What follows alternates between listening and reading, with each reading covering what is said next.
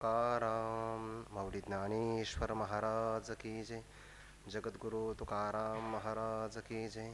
सद्गुरु जोग महाराज की जय. यशास्त्रविधी मुत्सृज्य वर्तते कामकारतः न स सिद्धिं वाप्नोति न सुखं न परां गतिं. यशास्त्रविधी मुत्सृज्य वर्तते कामकारतः न स सिद्धिं वाप्नोति न सुखं न परां गतिं.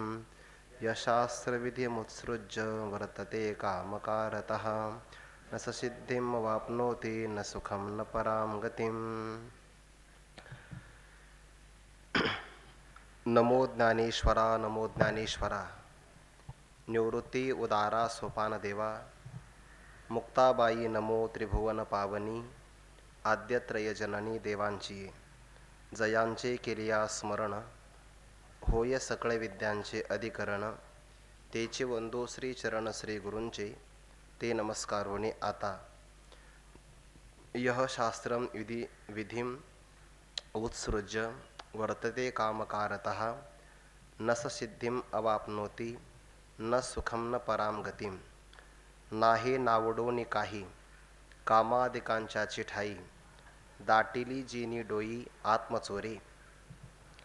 कैवल्य साम्राज्य चक्रवर्ती विश्वमाऊली ज्ञानोबाराय सकल ब्रह्मनिष्ठ गुरुजनांच्या परमकृपेने श्री भगवती ज्ञानेश्वरीचा दैवासुर संपद विभाग योग असा 16वा अध्याय आपण पाहत आहोत. त्यामध्ये नरकाची द्वारं असणारी कामक्रोध आणि लोभ या तिघांचा परित्याग करावा आणि यांचा त्याग केल्यानंतर जो पुरुषार्थाला योग्य असणारा पुरुष तो आत्मनः श्रेयः आचरती. आपल्या स्वतःच्या जीवनातील श्रेय मार्गाला प्राप्त करण्याच्या साधनाचा अनुष्ठान करतो आणि या अनुष्ठानावर चालत असताना त्यानंतर पराम गतिम याती. तो श्रेष्ठ अशा मोक्ष नावाच्या गतीला प्राप्त होतो की ज्या पलीकडे आणखीन काही प्राप्तव्य नाही, गंतव्य नाही, कर्तव्य नाही आणि ज्ञातव्य सुद्धा नाही. आता त्याचा असणारा जो प्रवास आहे तो सूत्र रूपाने ज्ञानोबारांनी आपल्या समोर सांगितलेलाच आहे की काम क्रोध लोभांचा परित्याग केल्यानंतर तो मोक्ष मार्गावर अग्रेसर होणाऱ्या सज्जनांच्या संगतीला प्राप्त होतो.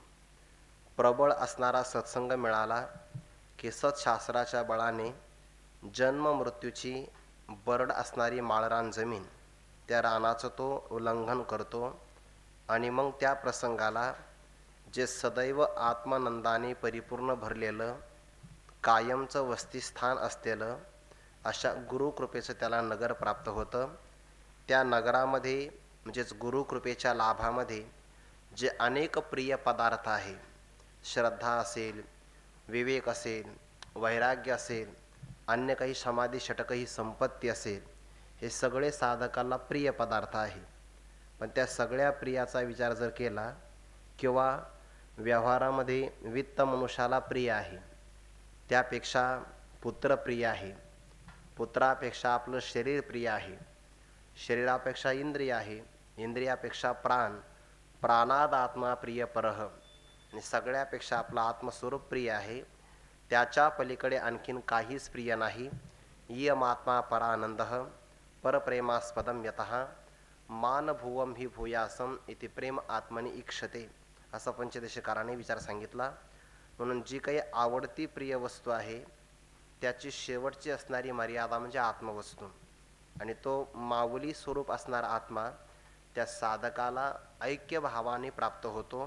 हे सगळं काल आपण विस्ताराने पाहिलं की मग त्या उत्तम अधिकाऱ्याला श्री गुरूंची भेट होती, महावाक्याचा उपदेश, त्या महावाक्यातून वाचार्थाचा परित्याग, लक्षार्थामध्ये असणारं अखंड ऐक्याची त्याला प्राप्ती झाल्यानंतर मग जेव्हा अधिष्ठानाचं अपरोक्ष साक्षात्कार होतो त्यावेळेस अधिष्ठानाच्या अज्ञानाने भासणारा जो काही मिथ्या प्रपंच आहे त्याचा संपूर्णपणे बाध होऊन जातो. ते त प्रियाची परमसीमा तो भेटे माऊली आत्मा तये खेवी आटे डिंडिमा सांसारिक हे. ऐसा जो काम क्रोध लोभा झाडी करुणी ठाके उभा तोची एवढिया लाभा गोसावी होय. असा काम क्रोध लोभांचा आपल्या जीवनामध्ये ज्यांनी झाडणी करून जो परमार्थ मार्गामध्ये सात्विक धैर्याने उभा राहिलेला आहे किंवा तत्पर झालेला आहे. कारण साधकाला हे काम क्रोधाधिक विकार परमार्थ मार्गामधून च्युत करू शकतात आणि निडरपणाने या ठिकाणी सात्विक धैर्याचा अवलंब करून तो उभा होतो की आता देहम वा पातयामी कार्यम वा साधयामी किंवा भवस्वर्गा उबगले मुमुक्ष योग ज्ञाना बळघडे पुढती नयो या निघाले पैजा जेथ. आता किती बिकट प्रसंग प्राप्त झाला तर पुन्हा आम्ही संसाराच्या आवर्तनाला येणार नाही असा तो निश्चय करून दृढ उभा राहतो. तोच असणारा साधक एवढिया लाभा गोसावी होय आत्मलाभासारिखे गोमटे काहीच न देखे यम लाब्ध्वा चापरम लाभम मन्यते नाधिकम ततः यस्मिन स्तुतोन दुःखेन गुरुनापी विचारलेते. ज्या समान कोणता लाभ नाही आणि ज्यापेक्षा अत्यधिकही कोणता लाभ नाही अशा सर्वात मोठ्या निरतिश लाभाचा तो गोसावी धनी मालक किंवा स्वामी होतो. हा झाला काम क्रोधादिकांचा परित्याग केल्यानंतर होणारा लाभ. पण या उलट एखादा व्यक्ती कामाला वशीभूत होऊनच आपलं जीवन जर यापन करत असेल तर त्याला काय मिळतं का? भगवान परमात्मा तो भाव या 23व्या श्लोकामध्ये सांगतात. यह जो कुणी शास्त्रविधीम उत्सृज्य शास्त्रविधीचं अर्थात शास्त्राने कथन केलेल्या श्रेय मार्गाच्या प्राप्तीचा असणारा मार्ग त्याचं उल्लंघन करून कामकारतः वर्तते. कामाला वशीभूत होऊन किंवा कामाच्याच आकाराने रममान होऊन जो वर्तन करतो. या पहिल्या पदाचा अर्थ आहे जो विधीचं पालन करत नाही म्हणजे विहित अनुष्ठान करत नाही आणि वर्तते कामकारतः निषिद्धाचं अनुष्ठान केल्यापासून राहत नाही. म्हणजे विहित पालन करायचं नाही आणि निषिद्ध असणाऱ्या गोष्टीचं मात्र जागा राहून पालन करतो. जसं की ज्ञानोबा म्हणतात की ते कल्याण काळ पाहे तया ते आळसू खाये न प्रमादी तरी होय तो म्हणे तैसे. उदाहरण दिलं आहे द्राक्ष आणि आम्ररस जेव्हा येतो तेव्हा त्या कावळ्याची म्हणे अरुची निर्माण होते. तसं या पुरुषाला आपलं कल्याण होईल असा जर प्रसंग आला तर त्याला आळस येतो आणि प्रमाद करायचा असेल तर तो मग प्रमाद ज्याप्रमाणे नाचवील तशाप्रमाणे प्रमादाला वशीभूत होतो. तोच प्रकार इथं आहे. शास्त्राने कथन केलेले विधी तिचं उल्लंघन करायचं म्हणजे पालन करायचं नाही आणि मग कामाला वशीभूत होऊन निषिद्धाचं मात्र अनुष्ठान करायचं. तर आचार्य असं म्हणतात सह न सिद्धीम अवापनोती त्याला सिद्धी मिळत नाही. या सिद्धीचा अर्थ करत असताना मोक्षाचा अर्थ नाही केला कारण पुढे पराम गतीम असं एक पद आलेलंच आहे. सिद्धीम याचा अर्थ केला आहे धर्म अर्थ काम आणि मोक्ष या पुरुषार्थाला प्राप्त करण्याची जी योग्यता त्याला म्हणतात सिद्धी. आणि कामाला वशीभूत झाल्यामुळे त्याला तशा प्रकारची योग्यता मिळत नाही म्हणून सिद्धीम न अवापनोती तो सिद्धीला काही प्राप्त होत नाही. न सुखम त्याला इहलोकातलंही सुख मिळत नाही किंवा पारलौकिक असणारं स्वर्ग नावाचं सुखही मिळत नाही आणि त्याच्याही पुढे असणारी पराम गतीम न त्याला श्रेष्ठ मोक्ष नावाची गतीसुद्धा प्राप्त होत नाही. किंवा एक अर्थ असा केला न सुखम इहलोकातलं त्याला वैषयिक सुखही मिळत नाही. पराम गतीम याचे दोन अर्थ केले स्वर्गम वा मोक्षम या दोन्ही गती त्याला प्राप्त होत नाही असे दोन अर्थ केलेले आहे भाष्यकारांनी केलेले आहे. न सुखम न पराम गतीम स्वर्गही मिळत नाही हा जयाचे ऐक धड नाही तयाचे परत्र पुसचे काही म्हणून असो हे गोष्टी पाही पंडुकुमारा त्याला मात्र हे कोणतीच गती मिळत नाही. म्हणजे निषिद्धाचा आचरण करणारा व्यक्ती हा मनुष्य देहात जरी आला तरी त्याला विशेष काही लाभ होत नाही आणि या अर्थाने त्याच्यापेक्षा बाकीचे प्राणी मात्र चांगलेच आहे कारण ते आपल्या जीवनातलं पाप तरी भोगून संपवतात. हा मात्र नवीन पापाचा संचय करतो आहे. सिद्धी प्राप्त नाही इह लोकातलं सुखही नाही आणि त्याला परागतीम स्वर्गम किंवा मोक्ष दोन्ही मिळत नाही. ना ज्ञानोबा यावर भाष्य करतात ना हे नावडोनी काही कामादिकांच्या चिठाई दाटिली जेनी डोई आत्मचोरे. एक व्यक्ती असा आहे की ज्याने आपल्या जीवनामध्ये या कामादिकांचा परित्याग पूर्ण केलेला आहे आणि सर्व समर्पण श्री गुरूंच्या शास्त्राच्या किंवा सत्संगाला समर्पण केलं आहे. पण दुसरा एक व्यक्ती मात्र असा आहे, ना हे नावडोनी काही, ज्याला यातल्या काही नावडोनी काहीच आवडत नाही. म्हणजे कामक्रोधांचा त्याग तोही त्याला आवडत नाही, मोक्षमार्गी सज्जनांचा संग तो आवडत नाही, सत्संग सहवासामध्ये राहावं हेही आवडत नाही, सत्शास्त्राचं अध्ययन करावं तेही आवडत नाही, गुरूंची कृपा संपादन करावी हेही त्याला आवडत नाही. एवढ्या सगळ्या गोष्टी त्याला आवडत नाही. असा एखादा व्यक्ती असू शकतो का? भगवान म्हणतात हो, असू शकतो ना. जे एकोत्तरी याच्या वाढी, जळती आगी घाली तेवढी, ते अनायासे सोगोडी सांडिती केवी, असा प्रकार आहे. हा शंकेशी किर ठाव होय, परी न धरावी तुवा. कदाचित शंका निर्माण होईल की मनुष्य मात्राचा नियम असा आहे, जर 100 एखादा रुपया वाढून मिळत असेल तर ते माणसं त्या 1 रुपयाच्या लाभासाठी जळत्या आगीमध्ये सुद्धा उडी घालू शकतात. म्हणजे कष्ट करून तिथली गोडी संपादन करतात. आणि मग जी गोडी स्वतंत्रतेनं आपल्याला प्राप्त आहे, अनायासे, कष्ट काही करायचे नाही, स्वरूपच आहे आपलं ते, असे अनायासे सोगोडी सांडिती केवी, आयसा आघवाची सुरवाडा आहे, तरी जना हाती केवी उरवला आहे. तिथं अश्रद्धा हे कारण सांगितलंय बरं. जना हाती केवी उरवला आहे, हा शंकेचा ठाव किर होय, परी न धरावी तुवा. आणि इथे सुद्धा ज्या अर्थी शास्त्राच्या विधीचं उल्लंघन करतो आहे, याचा सरळ अर्थ आहे की त्याची श्रद्धा नाही, शास्त्रावरही नाही, श्री गुरुवचनावर नाही, त्याला ते आवडत नाही. आणि म्हणून कामादिकांच्याची ठाई, जेने आत्मचोरे डोई दाटेली. काम, क्रोध आणि लोभ या विकारांच्याच ठिकाणी ज्या पुरुषाने, जो आत्मचोर आहे, उपनिषदामध्ये असं म्हटलंय बघा की तो त्याने कोणतं पाप केलं नाही. किम तेन न कृतम पापम चोरेन आत्महारिना आत्मापहारिना.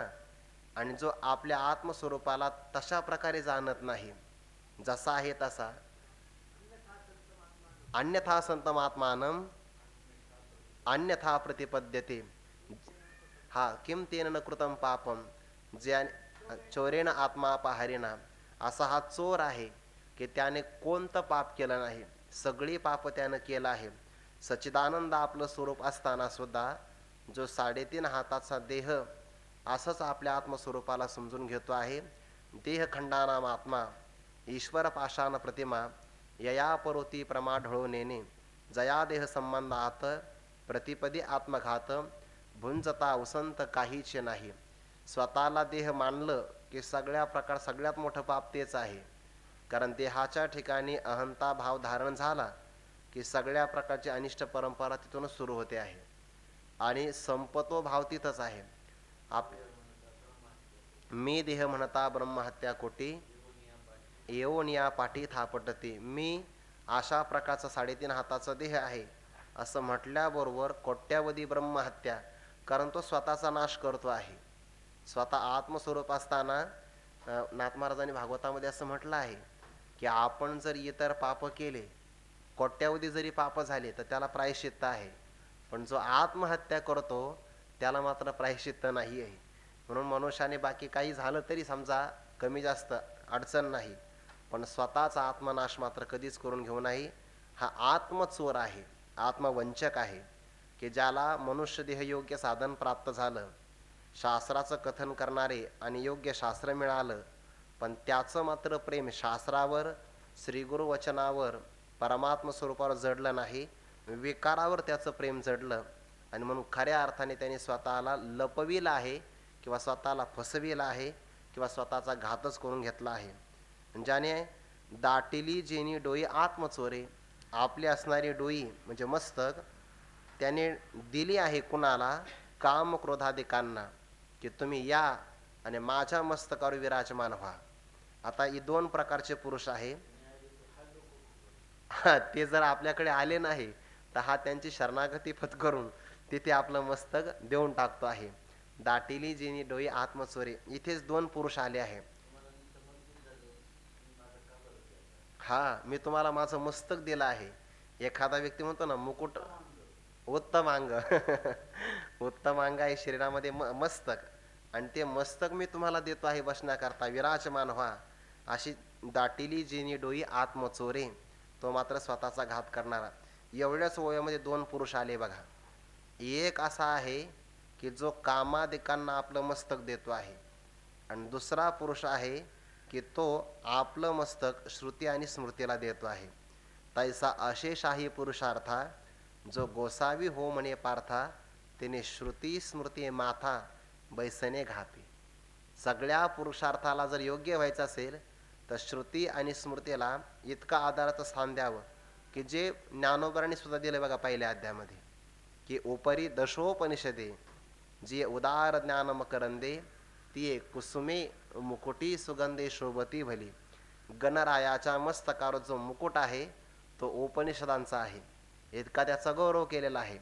आणि ज्याला सगळे पुरुषार्थ मिळवायचे असेल त्याने सुद्धा आपलं मस्तक यांना समर्पण करावं. पण इथला जो आत्मचोर आहे तो पुरुष मात्र दाटिली जिनी डोई आत्मचोरी, आत्मचोर आहे हा. जो जग पावोनी श्रेष्ठ नर शरीर, जो नुतरीची संसार पार, तो आत्महत्यारा नर, सत्य साचार उद्धवा. तो खऱ्या अर्थाने आत्महत्यारा आहे, स्वतःची हत्या त्याने करून घेतली. श्रेष्ठ नर शरीर प्राप्त झालं आणि तरी सुद्धा संसार सागरातून तरुण जात नाही, तर त्याच्यासारखा आत्मघात करणारा दुसरा कोणी नाही. ज्ञानोबाईन पाठीमागे ओवी दिली बघा, फार गोड. जया आपण पे पडिये आत्मनाशा जो बिहे, तेने न धरावी सोये सावध होईचे.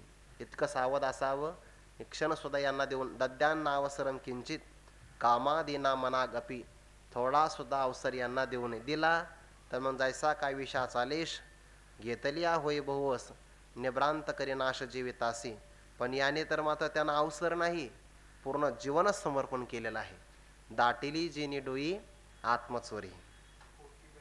हा, कोटी ब्रह्महत्या गोहत्यांशी, प्रायश्चित्त बोलिले शास्त्रार्थेशी, परी आत्महत्या घडे जासी, प्रायश्चित त्याशी असे ना. कोट्यावधी जरी आपल्याकडून बाकीच्या हत्या घडल्या तर शास्त्रामध्ये मात्र त्यासाठी प्रायश्चित्त सांगितलेलं आहे. पण ज्याला आत्महत्या घडली आहे त्याला प्रायश्चित्त मात्र नाही. म्हणून मनुष्याने इथून वाचावं. याला किमतेन न कृतम पापम, जसा तो श्लोकाचा अनुवाद आला आहे तसं नाथ महाराजांनी भागवतामध्ये पण कथन केलं आहे. हा, जो आत्महत्या करून निमाला, तो मरताची नरकाशी गेला. प्रायश्चित्ता कोण आहे उरला, मा शास्त्रार्थीशी बोला बोलावे. शास्त्राचं विधान हे मनुष्याला विषय करत असतं. वेदत्रयाची आपाना नय अन्यत्र लागोनी अर्जुना, जे मनुष्या वाचून विधाना विषय नाही. शास्त्र हे मनुष्या वाचून कुणालाही, शास्त्राचं विधान मनुष्या वाचून कुणालाही विषय करत नाही. आणि ज्याला प्रायश्चित्ताचं विधान सांगायचं आहे त्याने स्वतःला नष्ट केलेलं आहे देहरूपाने. प्रायश्चित्त सांगणार कोणाला? जसं तिथं प्रायश्चित्त सांगता येत नाही तसं आत्मस्वरूपाची प्राप्ती करून घेण्याची योग्यता असताना ज्याने स्वतःचाच घात करून घेतलेला आहे स्वरूपाने, त्याला कोणतं शास्त्रात प्रायश्चित्त सांगणार आहे? कुणाचं तो उल्लंघन करतो आहे? पुढे ज्ञानोबा सांगतात, जो जगी समानस कृप, हिताहित दाविता दीप, तो अमान्य केला बाप वेद जेने, न धरीची विधीची भीड, न करीची आपुली चाड, वाढवीत गेला कुड इंद्रियांचे, काम क्रोधलोभांचे कास, न सोडीची पाळीली भाष, स्वैराचाराचे असोस वळघला रान, तो सुटकेची या वाहिनी, मग पिओन लाहे पाणी, स्वप्नी ते सुख कहाणी दुरीची तया. किंवा दुसरा पाठ आहे, स्वप्नी हे ते कहाणी दुरीची तया. इथपर्यंत जी, स्वप्नी हे ते कहाणी दुरीची तया, आणि स्वप्नी हे ते सुख कहाणी, असा दुसरा, सुख कहाणी दुरीची तया. कुंठे प्रतमध्ये सुख कहाणी.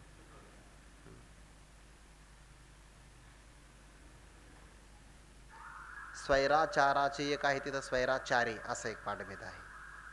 स्वैराचाराचे किंवा स्वैराचारी. जो जगी समान सकृप आध्यात्मिक विश्वामध्ये किंवा व्यावहारिक प्रांतातल्या जगतामध्ये जो कृपा करण्याच्या बाबतीमध्ये समान आहे. वेदाच्या विधानामध्ये कदाचित आपल्याला वैविध्य आढळतं आहे. प्राणी मात्रांच्या अधिकारानुसार ते प्रकट होणारच आहे, पण फलामध्ये मात्र वेदाची समानता आहे. म्हणून जगी समान सकृप, कृपा करण्याच्या बाबतीमध्ये वेद समान आहे. जसं की 16व्या अध्यायामध्ये एक ओवी आली होती, जैसा द्विज षटकर्मे करी की शूद्रतया ते नमस्कारी, दोहीसिही सरोभरी निपजे याग. ज्याप्रमाणे एखादा द्विज षटकर्म करतो आहे, अध्ययन अध्यापन, यजन याजन, दान आणि प्रतिग्रह, हे षटकर्म करत असताना संपूर्ण दिवसाचा कालावधी नष्ट होतो, निघून जातो. आणि षटकर्माचं परिपालन केल्यानंतर जे फळ त्या द्विजाला प्राप्त होतं तेच फळ एखाद्या शूद्राला सहज प्राप्त होऊ शकतं. शूद्र म्हणजे क्षुद्र नाही बरं, क्षत्रियाचा क्ष लावायचा नाही. हल्लीच्या असणाऱ्या विचारवंतांनी ते शूद्र शब्दाचा अर्थ करत असताना क्षत्रियाचा क्ष लावला इतकं तर त्यांचं व्याकरण तयार आहे. म्हणजे त्यांनी असा हलका अर्थ केलेला आहे. सेवा पुरवितो असा जो वर्ग आहे त्यांना शूद्र असं म्हणतात. सेवा पुरवतो, द्विज सेवे परवते, धावणे नाही शूद्राते, असा प्रकार सांगितला. मग आता एखाद्या द्विजाने षटकर्म केलं दिवसभर तर त्यांना जो फललाभ होणार आहे त्याच फलाचा लाभ एखाद्या सेवापरायण शूद्राला होतो. त्याने फक्त एकच करायचं की त्यांना नमस्कार करायचा. दोही सिंही सरोभरी निपजे यागू, दोघांना सुद्धा एकदम बरोबरीचा याग म्हणजे यज्ञ प्राप्त होतो. या अर्थाने आता अधिकार भेद असेल तर कर्माचं वैविध्य वेदालाही प्रतिपादन करावंच लागतं, पण कर्म जरी प्रत्येकाचं विचित्र किंवा विभिन्न असेल तर फलामध्ये मात्र समानता आहे की नाही. आणि म्हणून जगी समान सकृप, वेद मात्र समान आहे कृपा करण्याच्या बाबतीत. वेदाचं तात्पर्यच असं आहे की प्रत्येकाने कर्म करावं, त्या कर्मातून ईश प्रसाद मिळून त्याची अंतःकरण शुद्धी व्हावी, अंतःकरण शुद्धीने ज्ञानाची योग्यता मिळावी. आणि येन केन प्रकारेनं मग वेदातलं महावाक्य असेल तर ते द्विजाला आहे. एरा स्तोत्र का नाम मंत्र आवर्तवने पवित्र पावावया तत्व, पण तत्व प्राप्ती व्हावी हे वेदाची सुद्धा अपेक्षा आहे. म्हणून भेद कर्मात आहे, फलात मात्र नाही. या अर्थाने जगी समान सकृप, हिताहित दाविता दीप, आपलं हित कशामध्ये आहे आणि आपलं अहित कशामध्ये आहे हे वेद दिव्याप्रमाणे दाखविणारा आहे. ज्याप्रमाणे दीप आपल्याला योग्य मार्ग दाखवतो, आड मार्गही दाखवतो, तसा वेद सुद्धा प्रत्येक प्राणीमात्राला हित म्हणजे कल्याण आणि अहित म्हणजे त्याचा असणारा नाश दोन्ही गोष्टी दाखवतो. विहित मार्गाचा अनुष्ठान करा, वेदी अन्यायी पडे तो निरय भोगे दंडे, आणि वेदी संन्यायी पडे तो स्वर्ग सुखाला प्राप्त होतो. असं हित आणि अहित दाखविण्याच्या बाबतीमध्ये वेद दीपस्तंभाप्रमाणे आहे. आणि तो बाप वेद जेने अमान्य केला, वेदाला ज्ञानोबा या ठिकाणी बाप असं म्हणतात. असा सर्वांचा वेद नावाचा जो बाप आहे तो ज्या असणाऱ्या आसुरी पुरुषांनी किंवा कामासक्त पुरुषाने अमान्य केला, ते वेदाला बाप का म्हटलं, श्री गुरु खंदारकर महाराजांनी फार गोड अर्थ केला. ज्याप्रमाणे एखादे वडील पुत्राला शरीर प्रदान करतात आणि काही संपत्ती त्याच्या नावे राखून ठेवतात, तर त्यांनी असा अर्थ केला आहे की वेद जीवाच्या ठिकाणी धर्म शरीर आणि ब्रह्म शरीर यांना निर्माण करतो आहे. आणि त्याच्यासाठी ज्ञान वैराग्य भक्ती ही जी काही संपत्ती आहे ज्ञानसंपत्ती तो त्याच्या स्वाधीन करून देतो. या अर्थाने हा वेद पुत्रवत्सल बाप आहे. आणि ज्याने मात्र याला अमान्य केला आहे म्हणजे थोडक्यात वेदाची आज्ञा तो पालन करत नाही. न धरीची विधीची भीड, भीड म्हणजे मर्यादा, विधीचं परिपालन करावं याची मर्यादा तो धारणच करत नाही. दिसायला मनुष्य आहे पण आचरण मात्र पशुवत आहे, म्हणून विधीची मर्यादा पालन करत नाही. न करीची आपली चाड, हा वाक्प्रचार आहे. आपली चाड करत नाही, चाड म्हणजे इच्छा, आणि आपली इच्छा म्हणजे आत्मप्राप्तीची इच्छा करत नाही. जो की दुर्मिळ असणारा योग त्याच्या मनुष्य देहामध्ये प्राप्त झाला आहे. म्हणजे विधीचं पालन ही मर्यादा सांभाळत नाही आणि आत्मप्राप्ती फक्त या देहातच होते आहे, ती मात्र तो करत नाही. की आत्ता विधीच आपलं आत्मस्वरूपाचं दर्शन फक्त इथं होत आहे की नाही, पण त्यासाठी श्रवण मनन निधिध्यासन तत्वम पदार्थ शोधन हे सगळं करावं लागतं. मग आता ज्याला इच्छा असेल ना, मनात जर इच्छा असेल तर त्याचे प्रयत्न होत असतात, पण अंतरंगात जर इच्छाच नसेल तर प्रयत्न होत नसतात. आवडे ती वृत्ती किरटी आधी मनोनीची उठी मग ते वाचा दिठी करासी अगोदर इच्छती येतते, असं आहे की नाही. मग लभते, मग त्याला प्राप्त होऊ शकतं. पण ज्याची इच्छाच नाही आहे तो प्रयत्न काय करणार आहे, करत नाही प्रयत्न. न करीची आपुली चाड, आत्मप्राप्तीची इच्छा नाही करत पण इच्छाच करत नाही असंही नाही.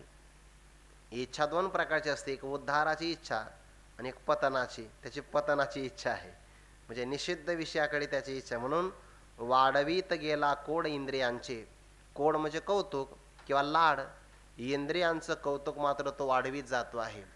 मग इंद्रिय जे जे म्हणती ते तेच जे पुरुष करती, ते तरलेच न तरते विषय सिंधू, या विषया वाचून काही अनेक सर्वथा रम्य नाही. ऐसा स्वभावची पाही इंद्रियांचा, इंद्रियांचा स्वभावच असा आहे की त्यांना विषय आवडतात. आणि म्हणून जाणत्या पुरुषाने इंद्रियांचा लाड करू नये, कारण तो पूर्ण होणारा नाही. म्हणून इंद्रिय एके जाणतेनी पुरुखे, लाळा विना कौतुके आधी करुणी. ज्ञानोबा म्हणतात, खेळता खेळता अग्नी लागला तो जसा मग सावरत नाही, तसा इंद्रियाला लाळा दिदला भला नोही. इंद्रियांचा लाड केला की तो चांगला नाही, तो मग संवत्सराचा सांगात अशा प्रकारचा आहे. म्हणून वाढवीत गेला कोड इंद्रियांचे, इंद्रियांचं कौतुक तो वाढवितो. एवढंच नाही, आता इंद्रियाच्या आतमध्ये मन आहे, मनाच्या आतमध्ये वासना आहे, वासनेला पुष्ट करणारे विकार आहे, तर त्या विकारावरही त्याचं फार प्रेम आहे. कसं, काम क्रोध लोभांची कास न सोडीच पाळीली भाष, स्वैराचाराचे असोस वळ घाला रान. किंवा दुसरा पाठ आहे, स्वैराचारे असोस वळ घाला रान. काम क्रोध लोभांची कास न सोडीच पाळीली भाष, भाष म्हणजे शपथ. त्याने आपल्या जीवनामध्ये शपथ घेतली आहे. मुमुक्षूची शपथ आहे, न भवस्वर्गा उबगले मुमुक्ष योग ज्ञानावळ घले, पुढती नयो या निघाले पैजा जेथ. आम्ही परत संसाराला प्राप्त होणार नाही, ही मुमुक्षूची पैज आहे. आणि याची शपथ काय आहे की मी आता प्रतिज्ञा धारण करतो आहे की माझं कितीही पतन झालं तरी पण मी काम क्रोधलोभाचे कास मात्र सोडणारच नाही, हे त्यांना तो वचन देतो आहे. आणि अगदी मृत्यूच्या क्षणापर्यंत पाळीली भाष, त्याने जे वचन दिलं आहे, शपथ दिलं आहे, त्याचं तो पालन करतो आहे. कासही सोडत नाही आणि जी प्रतिज्ञा तो पालन करतो. स्वैराचाराचे म्हणजे निषिद्ध असणाऱ्या विषयाच्या नादी लागून स्वैर आचरण करण्याच्या बाबतीमध्ये आसोस म्हणजे मोठे, रान वळघला, वळघला म्हणजे शिरला. इंद्रियांच्या विषयाच्या रानामध्ये जे स्वैराचाराचं रान आहे फार मोठं, त्याच्यामध्ये तो प्रवेश करतो. किंवा स्वैराचारे, स्वैराचाराने असा तृतीय विभक्तीचा अर्थ होईल. स्वैराचाराने फार मोठ्या विषयाच्या अरण्यामध्ये तो सुटतो आहे किंवा प्रवेश करतो आहे. असा जो पुरुष आहे जो दुसऱ्याच रानामध्ये फिरतो आहे, तो मुक्त होण्याच्या मार्गामध्ये कधी येईल का? कधी येणार नाही. तो सुटकीची या वाहिनी मग पिओन लाहे पाणी, स्वप्नी हे ते सुख कहाणी दुरीची तया. सुटकीची या वाहिनी, वाहिनी म्हणजे नदी घेतली आहे, आस्ते. दुसरा कोणता? वाहानी, वाहानी म्हणजे प्रवाह. जी जी हां, वाहानी पाठ चांगला आहे. हो, तो सुटकेचा जो प्रवाह आहे, हा जो प्रवाह मार्ग कुठं सांगितला, तो पाठीमागा आलाय बघा, सूत्ररूपाने आला ना. संगला हे मोक्ष मार्गी सज्जनांचा, हे 4-5 वयामध्ये जो मार्ग आला तो मार्ग आहे. त्या मार्गामध्ये तो कधीही, किंवा वाहिनी म्हणजे त्या नदीमध्ये मग पिवून लाहे पाणी, त्याला घोटभर सुद्धा पाणी प्राशन करता येत नाही. म्हणजे मुमुक्षूंचा असणारा संघ, सज्जनांचा संग तो मिळत नाही, किंवा अल्प स्वल्प का होईना कधीतरी कानावर सत्शास्त्र ऐकायला भेटेल हेही त्याला भेटत नाही. जसं की उपनिषदाने असं म्हटलंय की नाही, श्रवणा यापी बोभिर येऊन लभ्याहा, श्रवणा करता सुद्धा हे कोणाला मिळत नाही, तसा तो प्रकार आहे. मग पिओन लाहे पाणी का, कारण कामादिकांची असणारी कास सोडत नाही, तर मोक्ष मार्गावर अग्रेसर व्हावं असं थोडं सुद्धा जलप्राशन करण्याचा योग येत नाही. मग ज्याला मोक्ष मार्ग कसा असतो हा ऐकायलाच भेटला नाही, तर मग मोक्ष मार्गावर गेल्यानंतर या मार्गामध्ये ना प्राप्तीच्या अगोदर सुद्धा फार मोठं सुख आहे बघा. जसं की 9व्या अध्यायामध्ये ज्ञानोबा म्हणतात, परी भोगाची ये ऐली कळिली ये मेरे, चित्त उभे ठेले सुखा भरे, ऐसे सुलभ आणि सोपारी वरी परब्रह्म. इथे आपण ऐकत असताना सुद्धा एवढा मोठा आनंद आहे, तर प्रत्यक्ष त्या स्वरूपाशी ऐक्याला प्राप्त झाल्यानंतर किती मोठा आनंद असेल. म्हणून हा आनंद एकरूपतेमध्ये जेवढा आहे तेवढा चिंतनामध्ये सुद्धा आहे. पण अशी असणारी सुख वार्ता ज्याला जागृतीमध्ये नाही, स्वप्नातसुद्धा ऐकायला भेटत नाही. स्वप्नीही ते सुख कहाणी दुरीची तया, किंवा स्वप्नीही ते कहाणी, कहाणी म्हणजे गोष्ट. हा मार्ग उत्तम आहे. या मार्गावर विवेक वैराग्य समाधी षटक मुमुक्षुत्व हे त्याचे असणारे मित्र सखे आहे. या मार्गावर जाता जाता आपल्याला काय काय लाभ प्राप्त होऊ शकतात, अशी सुख वार्ता किंवा अशी असणारी या मार्गाची गोष्ट सुद्धा ज्याला ऐकायला भेटत नाही. म्हणजे इह लोकातलं जीवन त्याचं असं घडून गेलं आहे या विकाराच्या ताब्यामध्ये, की मोक्ष मार्ग जो आहे मुक्त होण्याचा, सुटका होती आहे त्याच्यातून जीवत्वाची, त्यामध्ये कधीही तो प्राप्त होत नाही. बाबा आणखीन काही सांगता येईल याचं? तो सुटकेची या वाहिनी किंवा वाहानी, मग पिओन लाहे पाणी. हे तर दूरच राहिलं. हो हो हो जी, कहाणी चांगला पाठ आहे. ही वार्ता सुद्धा त्याच्या कानावर ऐकायला कधी भेटत नाही. म्हणजे श्रवण करणं किती त्याच्यासाठी दुर्लभ आहे, फार दुर्लभ आहे. म्हणून ज्या अर्थी ज्ञानोबा म्हणतात ना, जपतपे श्रोत यांची फळं आली, तेव्हाच ऐकायला भेटू शकतं. अंतरंग साधन, हे अंतरंग साधन दुर्मिळ का आहे, त्याचे अधिकारी भिन्न भिन्न आहे की नाही. म्हणून आत्मस्वरूपाकरता जेवढं अंतरंग साधन असेल तेवढी साधकांची संख्या कमी असेल, आणि जेवढं साधन बहिरंग असेल तेवढी संख्या जास्त असेल. म्हणून कर्माचे अधिकारी सांगत असताना 80,000 मंत्र त्यासाठीच आले आहे, किंवा उपासनेचे अधिकारी सांगत असताना 16,000 मंत्र त्यासाठीच आले आहे. आणि तत्वज्ञानाचं प्रतिपादन करणारे 4,000 मंत्र वेदामध्ये का आले, त्याचं कारणच आहे, जेवढं जेवढं आत्मप्राप्तीपासून दूर असेल तेवढी संख्या कमी असेल. सहज बाबांना काल परवा विचारलं होतं की जसं त्या गीता मंदिर आले ना 18व्या अध्यायामध्ये, त्यामध्ये एक प्रदक्षिणा जपाची या बाहेरून करीती या, एकते श्रवण मिशे छाया सेविती याची, एकते अवधानाचा पुरा विडा पाऊड भीतरा, घेऊन रिगती गाभारा अर्थ ज्ञानाच्या, ते निजबोधी उरावरी भेटती आत्मया श्रीहरी, परी मोक्ष प्रासादी सरी सर्वाही आती. मोक्षाचा प्रसाद अंततोगत्वा सर्वांना सारखाच आहे, यामध्ये शंका घेण्याचं कारण नाही. पण मंदिरातल्या गर्भगृहामध्ये जाऊन परमात्म्याला उराउरी आलिंगन देणं आणि त्या आलिंगनातून ऐक्य भावाला प्राप्त होणं हे अवधान आहे, म्हणजे एकाग्रतापूर्वक अर्थचिंतन आहे. त्याच्या पाठीमागचा श्रवण करणार आहे की जो सावलीत मंदिराच्या बसलेला आहे, आणि त्याच्याही बाहेर जो मंदिराला प्रदक्षिणा करतो आहे. आता हे तिघही मोक्षाचे अधिकारी आहेच, यामध्ये दुमत नाही आहे, पण तरीसुद्धा प्रदक्षिणा करण्यापेक्षा सावलीत बसणं जवळचं आहे. सावलीमध्ये बसण्यापेक्षा सुद्धा गाभाऱ्यात प्रवेश करून आत्मया श्रीहरी, बाकीचे मंदिरं पाहिले तर त्या मंदिरामध्ये परमात्मा बाहेर आहे, आणि हे गीता मंदिर असं आहे की आत्मया श्रीहरी जे आत आहे. म्हणजे इथं अंतर्मुख व्हायचं आहे की नाही. ज्या अर्थी आत्मया श्रीहरी गर्भगृहात प्रवेश करायचा, तर जे काही आपले इंद्रिय बाहेर फिरतात त्यांना अंतर्मुख करायचं आहे. मग अंतर्मुखतेनं प्राप्त हे होणारं तत्व आहे, आणि अशी जी काही वार्ता आहे म्हणून त्याच्यासाठी ती दुर्लभ आहे. जितकं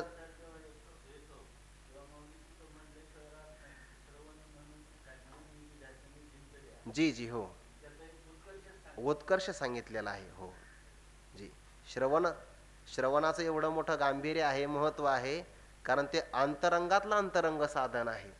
आणि म्हणून श्रवणाला कमी लेखण्याचं काही कारण नाही. म्हणून जी हा गिराईक कमी असेल, रत्नाचं आहे. आणि मग रत्न पारखी असेल तर तेच इकडे येतील. मग कधी कधी आपलं स्वतः परता बाबा म्हणत असं आपलं ते व्युत्थान होता कामा नाही. बरेच लोक आपल्याला म्हणतात ना, किती वर्ष झाले तुम्ही अजून श्रवणच करताय, असं किती दिवस ऐकायचं आहे. उलट हेच तर ऐकायचं आहे.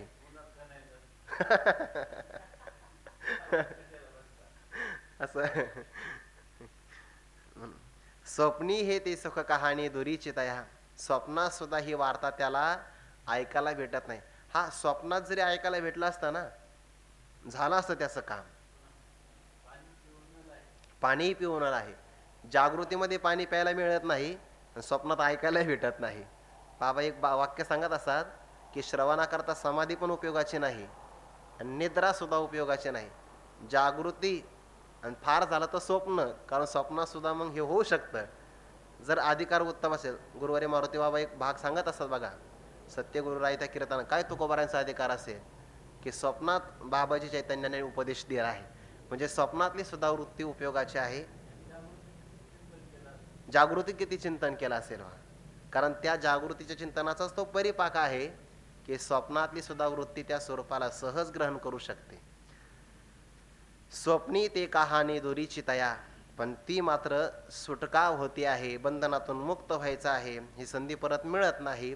अशी असणारी गोष्ट त्याला तिथे सुद्धा ऐकायला भेटत नाही. घेऊ का, थांबू का? आणि या पदाने दुसरा आता विषय होणार आहे.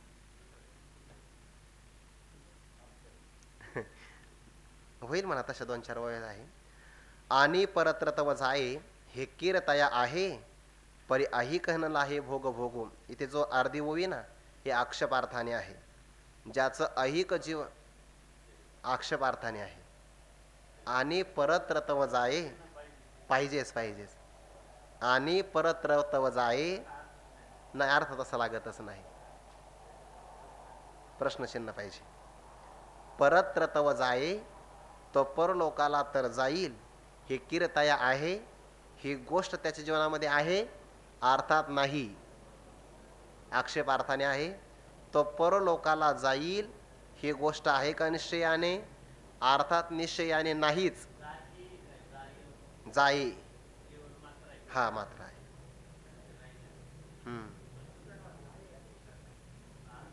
पुसटसा आहे का?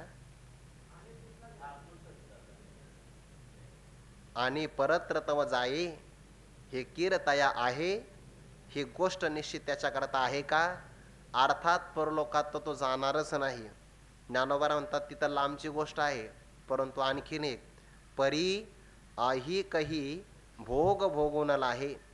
इह लोकातला नाही, इथं नाही, इथं स्पष्ट आहे. फक्त 2 पद म्हणजे अर्धी ओवी आक्षेपार्थाने आहे. परंतु ऐहिक सुद्धा भोग भोगून लाहे, इथला सुद्धा भोग त्याला सुचारू स्वरूपाने भोगता येणार नाही. म्हणजे विषयातला असणारा जो आनंद आहे, मात्राम उपजीवंती, अल्पस्वल्प जो आनंद आहे, तो आनंद सुद्धा भोगण्यासाठी शास्त्रविधीचं परिपालन करावं लागतं. तेव्हा थोडाफार मिळाला तर मिळाला, पण तसा इह लोकातला सुद्धा भोजनादिकांचा सुद्धा लाभ त्याला होतच नाही. कारण तो स्वैराचारात प्रवृत्त झालेला आहे ना, निषिद्धाचं आचरण करतो आहे. त्याला विहित मार्गाने अल्पस्वल्प असणाऱ्या विषयाचा भोग सुद्धा होऊ शकत नाही. आही कही न लाहे भोग भोगू, त्याची अवस्था कशी होते? इथलंही मिळत नाही आणि परलोकातलं सुद्धा काही मिळत नाही. उदाहरण ज्ञानोबारे खूपच मार्मिक देतात. तरी माशा लागे भुलला, ब्राह्मण पान बुडारी गाला, की तेतही पावला नास्तिक वाद, तैसे विषयांचे नि कोडे, जेने परत्रा केले उबडे, तव तोची अनिकीकडे मरणे नेला. परत्र शब्द आहे का? परत्रा का परत्र आहे ना? परत्रा असं उदाहरण आहे. इह लोकातलाही त्याला भोग मिळत नाही आणि पारलौकिक असणारं सुख मिळण्याची शक्यता कोणतीच नाही. उदाहरण दिलं आहे, एक ब्राह्मण, काय ते दुर्बुद्धी सुचली काय माहिती, पण त्याला असं वाटलं की आपलं एवढं जीवन उत्तम आहे, ब्राह्मणस्य हि देहोयम क्षुद्र कामाय निश्चते कृश्रिय तपसाचेह प्रेत्यानंत सुखायच, हे त्यांच्याकरता वचन आहे. पण काय कधी कोणाची बुद्धी चळू शकते सांगता येत नाही. म्हणून त्याने विचार केला, हे सगळे पारधी बघा ना म्हणे, पाण्यामध्ये राहणारे जीवजंतू मासे पकडतात आणि आनंदाने खातात. त्याच्या मनामध्ये लालसा निर्माण झाली आणि तो म्हणला, मी जर या वस्तीत राहिलो आमच्या ब्राह्मण वस्तीमध्ये तर मला इथंही करता येणार नाही, कारण सामाजिक मर्यादा आहे. त्यापेक्षा आपण आपल्या या घराचा परित्याग करू, आपली ब्राह्मणत्वाची जी काही लक्षणं आहे ती सगळी बाजूला टाकून देऊ आणि मग त्या कोळी लोकांच्या असणाऱ्या वाड्यात किंवा त्यांच्या असणाऱ्या घरामध्ये आपण प्रवेश करू. म्हणून माशा लागी भुलला, मासे खाण्यासाठी त्याला मोह निर्माण झाला आणि ब्राह्मण पान बुडारी गाला, त्या कोळ्यांच्या जातीमध्ये त्यांनी प्रवेश केला. पण ते सुद्धा एकनिष्ठ होते. ते कोळी म्हटले, जर हा माशासाठी त्यांचं ब्राह्मणत्व सोडू शकतो तर भविष्य काळामध्ये आपण याला आपल्या जातीत घेतलं तर हा भविष्य काळात तिथल्या काहीतरी लाभाने आपली कोळी जात सुद्धा सोडू शकतो. त्यामुळे तेतही पावला नास्तिकवाद, असा नास्तिक व्यक्ती आम्हाला नको. मग आता ब्राह्मणत्वाचा त्याग केल्यामुळे ते आचरण सुटलं आणि कोळ्यांच्या जातीमध्ये प्रवेश केला, तर मासेही मिळाले नाही. हे झालं उदाहरण. तैसा विषयांची नि कोडी, जेने परत्रा केले उबडी, विषयांचं स्वैराचाराने कौतुक करण्यासाठी ज्या पुरुषाने पारलौकिक असणारी गती ओबडे केले, म्हणजे पालथ केलं, ओपडे केले म्हणजे पारलौकिक असणारा सुखभोग तो उलथा पालथा करून टाकला, तो त्याला मिळणारच नाही आणि इहलोकातला आनंद काही मिळतच नाही. पण विषयाच्या कौतुकामुळे निषिद्ध आचरण घडल्यामुळे गती तर चुकतच नाही ना. तव तोची आनिकीकडे मरणे नेला, मरणाने मात्र त्याला आनिकीकडे भलतीकडेच त्याच्या प्रवासाला नेण्याचा प्रयत्न केला, घेऊन गेलं. मरण त्याला कुठं घेऊन गेलं मग? ऐसे होती तरुतृण लोहलोष्ट पाषाण इथपर्यंत गेला. म्हणजे इहलोकातही आनंद मिळाला नाही, पारलौकिक गती मिळाली नाही, उलट दुसऱ्याच असणाऱ्या त्या नारकीय योनीला त्याला प्राप्त व्हावं लागलं. एवं या सगळ्यांचं गोषवारा ज्ञानोबा सांगतात, एवं परत्रना स्वर्ग ना ऐहिकही भोग, तेथ केवता प्रसंग मोक्षाचा तो. इथे सुद्धा आक्षेपार्थाने आहे. तेथ मोक्षाचा तो प्रसंग केवता. केवता म्हणजे कसा, कसा राहील बरं? परत म्हणजे पारलौकिक गती नाही. आता ज्या तिथं स्वर्ग शब्द आला की नाही, इथं परत्र शब्दाने मग सत्यलोकाधिक गती घ्या, कारण स्वर्ग शब्दासाठी पुन्हा परत्र शब्द डबल पुन्हा येणार नाही. परत्र शब्दाने सत्यलोकाधिक गती आणि स्वर्ग शब्दाने स्वर्गाचं सुख. ना ऐहिकही विषय भोग, हा विशेषण घेतलं तरी चालेल. हो जी जी. हा परोक्ष असणारा जो स्वर्ग आहे शास्त्राने सांगितलेला, हा पारलौकिक गतीतला स्वर्ग तोही मिळणार नाही. ना ऐहिकही विषय भोग, इहलोकात असणारा शब्द स्पर्शादी विषयाचा भोगही होत नाही. मग ज्याला इथला आनंद नाही, पारलौकिक स्वर्गातला आनंद नाही, अशी जर त्याची कनिष्ठ भूमिका आहे तर मग मोक्षाकरता तर फार मोठी योग्यता असावी लागते. तर तेथ तो मोक्षाचा प्रसंग केवता, ज्या सुखाची मर्यादा देशे काले वेदानुवादा, ज्या सुखाची न करवे मर्यादा, त्या सुखाची सुखसंपदा मदभक्त सदा भोगीती. म्हणजे बघा, ज्या व्यापक सुखाला प्राप्त करण्यासाठी फार मोठा अधिकार असावा लागतो, पण या पुरुषाचा एवढा कनिष्ठ अधिकार आहे की व्यापक सुख तर सोडूनच द्या, पण व्यापक सुखाच्या अधिष्ठानावर जे अल्पस्वल्प क्षणभंगूर सुख आहे की नाही विषयाचं किंवा स्वर्गाचं, ते सुद्धा ज्याला मिळत नाही त्याला व्यापक सुखाचा काय लाभ होणार आहे? अर्जुना अनंत सुखाच्या डोही एक सरा तळची घेतला जी, मग स्थिरावणी तेही तेची झाले. ही तर गोष्ट मग त्याच्या खूपच, दिल्ली तर मग फार दूर आहे त्याच्यासाठी, कोसो दूर आहे. ते तर केवता प्रसंग मोक्षाचा तो. म्हणून कामाचे निबळे जो विषय सेवो पाहे सळे, सळे म्हणजे बळाने किंवा सळे म्हणजे द्वेषाने. कोणाचा द्वेष केला? अमान्य केला वेद बापजेने, ज्याने वेदाचा शास्त्राचा द्वेष केला, सज्जनांचा द्वेष केला तया विषय ना स्वर्ग मिळे ना उद्धारेतो ना उद्धरेतो. असं इथं उद्धारे शब्द आहे, उद्धरे फार चांगला आहे. मनोने कामाचे नि बळे, ते कामाचं जे बळ आहे ना त्यालाही बळ असं म्हटलं आहे, पण भगवंताने असं म्हटलं आहे बलम बलवताचाहम काम राग विवर्जितम. जे काम म्हणजे विषयाची इच्छा आणि राग म्हणजे आसक्ती, विषयाची इच्छा आणि आसक्ती विवर्जित जे बल आहे ते माझं स्वरूप आहे. आणि इथलं या पुरुषाचं बळ मात्र कामसहित आहे. म्हणून कामाच्या बळाने जो विषय सेवूप आहे सळे, शास्त्राचा असणारा द्वेष करून किंवा सळ म्हणजे कामाच्या अत्यधिक बळाचा भर ज्यावर झाला आहे अशा आसक्तीने द्वेष, हो हो द्वेष करणं, आणि त्याने अमान्य केला बाप वेद जेने, शास्त्राचा द्वेष करतो आहे की नाही म्हणून. हो शास्त्राचा सण, किंवा पाठीमागे अभ्यसूयकाहा असे पण शब्द आलेले आहे पाठीमागे. मामात्म परद्वेहेषु प्रद्विषंतोभ्यसूयकाहा असे शब्द आले आहे शास्त्रा आसुरी संपत्तीसाठी. कामाच्या बळाने आणि जो विषय सेवोप आहे सळे, द्वेषाने प्रवृत्त होऊन शास्त्रविधी संत महापुरुषांचे किंवा सती आणि सत्पुरुष, इथं पण त्याने द्वेषाचे ने का बासटोनी तिखटे असं म्हटलंय की नाही, त्या सगळ्यांचा द्वेष करून जो विषयाचं सेवन करू पाहतो, हा सळे शब्दाचा बळाचा अर्थ नाही करायचा, कारण मग बळे शब्द अगोदर आलाच आहे. हो, किंवा मग जर घेत हा तसाही चालेल, बळेच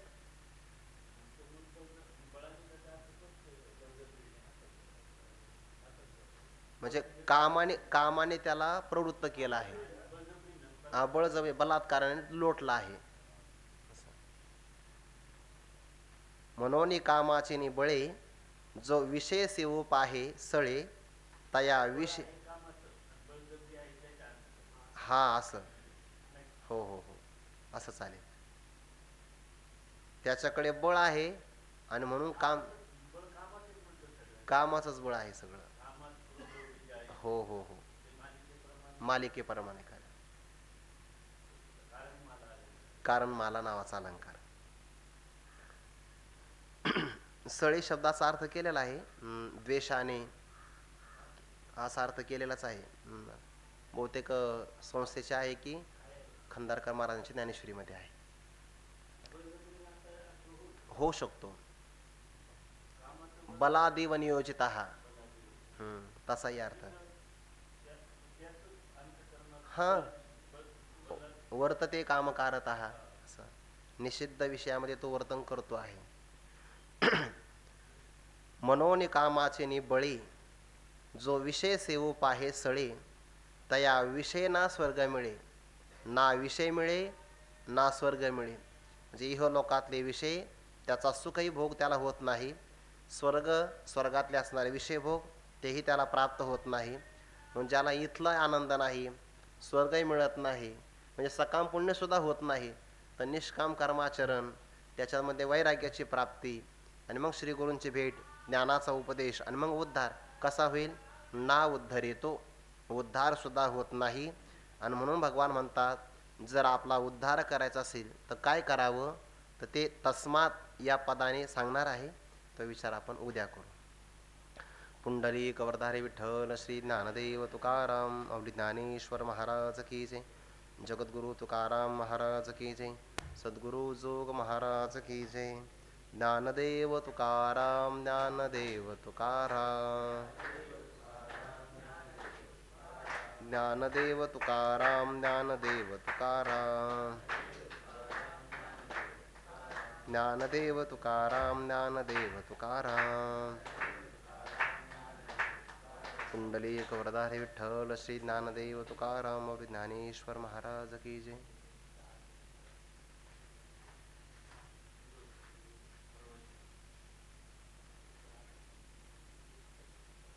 आता लगेच 10 ते 11 एक पाऊण तास किंवा 1 तासभर प्रवचन आहे आणि आपल्या सर्वांना त्या ठिकाणी फराळाचं आमंत्रण आहे.